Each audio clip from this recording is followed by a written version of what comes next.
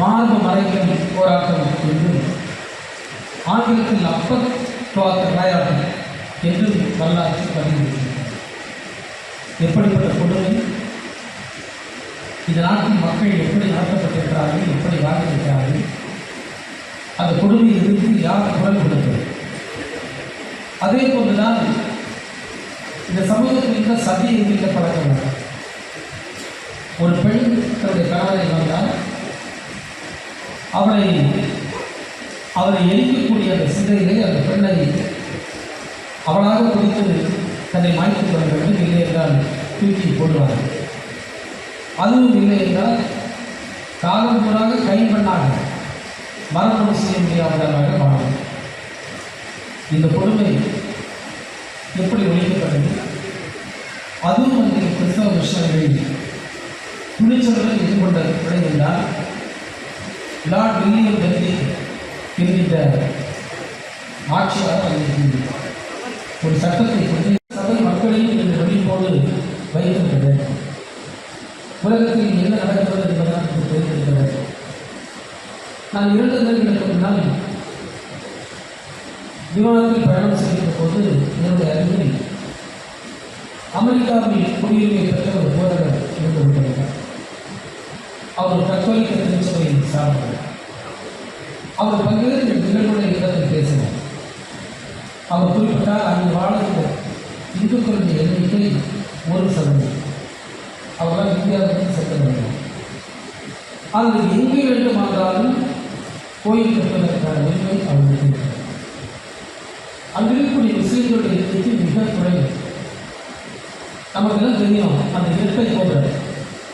அந்த இரட்டை கோபுரம் இஸ்லாமிய தீவிரவாதிகளால் நொறுக்கப்பட்ட நேரத்தில் எத்தனையோ மரணங்கள். ஆனால் அதற்கு பின்னால் அதற்கு தொட்ட இடத்தில் ஒரு பெரிய மசூதி இருக்கிறதற்கு அந்த அரசு அனுமதிக்கிறது. ஏனென்றால் அந்த மத சுதந்திரம் இருக்கிறது, மதசார்ந்த தன்மை அங்கு கடைபிடிக்கிறது. இங்கிருந்து எத்தனையோ ஆலயங்கள் அது கட்டப்படும். அது விருப்பப்படும். இங்கிலாந்தில் என்ன நடந்தது தெரியும். ரிஷி சுனாக் என்கின்ற ஒரு மனிதர் அந்த பிரதமர் பதவியை கொடுக்கிறது. ஆனால் அவர் அதை பட்சப்படுத்தினார். அதற்கு நான் சொல்லவில்லை, யார் யாருக்காக யூரோப்பியன் கல்ச்சருக்கு ஸ்ரீமதியாருக்கு நல்ல உணர்ந்த சேரங்கள். அவர் பிரதமராக நான் கேள்விப்பட்டேன். இன்றைக்கும் அந்த ஒரு மனப்பான்மை அது இருக்கக்கூடிய ஐரோப்பியர்கள் இருப்பதை பார்த்து நான் மனம் உணர்ந்து மகிழ்ந்தேன். அதை பிறகு அவர் செய்த செயல் உண்மையிலேயே எதிர்கொண்டு வருத்தப்படுகிறது.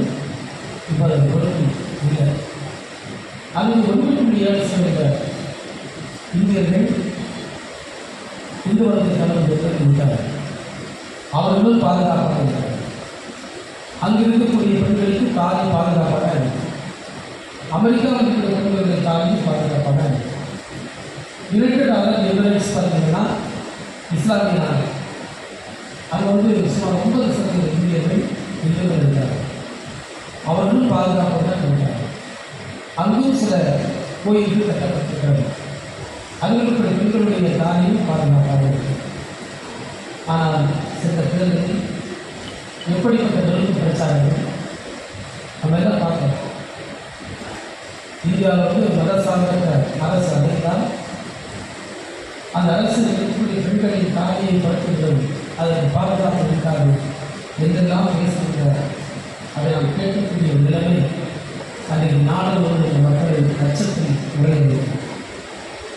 மணிப்பூரில் நடந்த சம்பவங்கள் உண்மையிலே நாடாளுமன்ற கூட்டத்தொடரில் மணிப்பூரின் நாடாளுமன்ற உறுப்பினர் கண்ணீரோடு அதை பேசிய சம்பவத்தை பார்க்கும்போது யாருக்கும் மனசாட்சி உள்ளவர்களுக்கெல்லாம் மனவேதனை வரும். எனவே இந்த சூழல்களில் நாம் தெரிந்து வேண்டும். எனவேதான் கேட்டுக்கொண்ட நீங்கள் நிச்சயமாக அரசியல் கொடுத்த விழிப்போடு இருக்க வேண்டும். சபை மக்களுக்கு அந்த விழிப்பை நீங்கள் வைத்திருக்க வேண்டும். இதை நாம் வாழும் நாட்டில் மிகப்பெரிய பலம் நாம் பெற்றிருக்கக்கூடிய அரசமைப்பு சட்டம். அந்த அரசமைப்பு சட்டம் அனைத்து விதமான அடிப்படை உரிமைகளையும் ஜாதி மத பாகுபாடு அனைத்து குடிமக்களுக்கும் தந்திருக்கிறார். வேற யாரும் எதையுமே சாதிக்கல. அந்த அரசமைப்பு சட்டம் நமக்கு தந்திருக்கக்கூடிய உரிமைகளை பாதுகாக்கக்கூடிய போற்றக்கூடிய அரசுகள் இருக்க வேண்டும் என்பதுதான் சிறுபான்மை மக்களுடைய அல்லது பெரும்பான்மை மக்களில் இருக்கக்கூடிய நியாயமான மக்களுடைய ஒரு கருத்தாக இருக்கிறது. அதை தொடர்ந்து வலியுறுத்த வேண்டிய ஒரு கடமை நமக்கு இருக்கிறது. சட்டத்தில் அசைக்க முடியாத இரண்டு வார்த்தைகள், இது ஒரு மதசார்பற்ற நாடு, இது ஒரு சமத்துவ நாடு என்கிற இரு வார்த்தைகள் இருப்பது வரைதான் இந்த நாட்டின் ஜனநாயகம் பாதுகாக்கப்படும். அதை நாம் உளமாக புரிந்து கொள்ள வேண்டும். அதனுடைய அர்த்தம் என்பதற்குதான் அனைத்து மக்களை பாதுகாக்கும், அனைத்து மக்களுடைய அமைதியான வாழ்க்கை அமைந்துள்ளது. அந்த நிலையில் நாம் நிச்சயமாக விரிவாக இருக்க வேண்டும் என்ற என்னுடைய கோரிக்கை வைத்து நான் நம்முடைய மாண்புமிகு முதல்வர் அவர்கள் அவராக நம்முடைய காலத்தில் நம்முடைய முதல்வர் எங்களுடைய அன்பு தலைவர் கலைஞராக இருக்கிறது. சிறுபான்மை மக்களை பிரித்து பார்க்காமல் சமமாக பார்க்கக்கூடிய அவருடைய கோரிக்கையை உயர்த்தக்கூடிய ஒரு பக்குவத்தை அவர்கள் பெற்றிருக்கிறார்கள். அது நமக்கெல்லாம் கிடைக்கக்கூடிய ஒரு மிகப்பெரிய ஒரு வாய்ப்பு என்று நான் கருதுகிறேன். இந்த முறை பல சட்டமன்ற உறுப்பினர்கள் நம்மோடு இருக்கிறார்கள். கிறிஸ்தவர்கள் இருக்கக்கூடிய வாய்ப்பு இருக்கிறது. அமைச்சர் பெருமக்களாக நாங்கள் இளைஞர்கள் இருக்கின்றோம், சபாநாயகர் இருக்கின்றார். இப்படிப்பட்ட வாய்ப்புகள் நமக்கு கிடைக்கிறது. ஆனாலும் நீங்கள் பேசிய நம்முடைய தம்பி பேராயருடைய மகன் வழக்கறிஞர் பேரறிஞர் அவர் குறிப்பிட்டது பொழுது எல்லோரும் ஒருங்கிணைக்கப்பட வேண்டிய ஒரு தேவை இருக்கிறார். ஏனென்றால் ஜனநாயகம் என்பது எண்ணிக்கையின் அடிப்படையில் போய்விட்டது. எண்ணிக்கை தான் முக்கியம். சில எண்ணிக்கை என்பது முக்கியமாக இருக்கிற காரணத்தால் நாம் ஒருங்கிணைக்கப்பட வேண்டிய விஷயம். ஏஎஸ்சிசி இவ்வளவு தூரம் ஒருங்கிணைக்கப்பட்டிருக்கிறது. நான் அவர்கள்